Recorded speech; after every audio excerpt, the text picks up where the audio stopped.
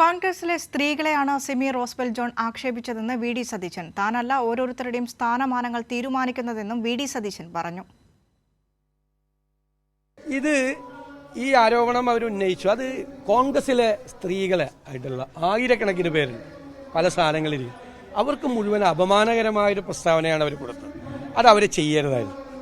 അവർ കോൺഗ്രസിലുള്ള ആളല്ലേ, അവരത് ചെയ്യരുതായിരുന്നു. ആ സ്ത്രീകളെ മുഴുവൻ അപമാനിക്കുന്നതിന് തുല്യമായിട്ടുള്ള ശ്രമം നടത്തിയത്. പിന്നെ എന്നെക്കുറിച്ച് അവർ പറഞ്ഞത് KV തോമസിനെ MP ആക്കിയപ്പോൾ അവരെ ആക്കണമായിരുന്നു, ഹൈബി ഈഡനെ MP ആക്കിയപ്പോൾ അവരെ ആക്കണമായിരുന്നു, വിനോദിനെ TJ വിനോദിനെ MLA ആക്കിയപ്പോൾ അവരെ ആക്കണമായിരുന്നു എന്ന്. അന്നൊന്നും ഇത് തീരുമാനിക്കുന്ന ഒരാളല്ല ഞാൻ പ്രതിപക്ഷ നേതാവായിട്ട് 3 വർഷം, അപ്പോഴൊക്കെ അവർ 6 വർഷം അവർ ഒരുപാട് സ്ഥാനത്തിരുന്നാണ്. അവർ ജില്ലാ കൗൺസിലിൽ മത്സരിച്ചു, കോർപ്പറേഷനിൽ മത്സരിച്ചു, സീറ്റ് കൊടുത്തല്ലേ പാർട്ടി, അസംബ്ലിയിൽ മത്സരിച്ചു. പിന്നെ ഒരു സ്ത്രീയും കഴിഞ്ഞ ഒരു 1/4 നൂറ്റാണ്ടിൻ്റെ ഇടയിൽ PSC മെമ്പറായിട്ടില്ല.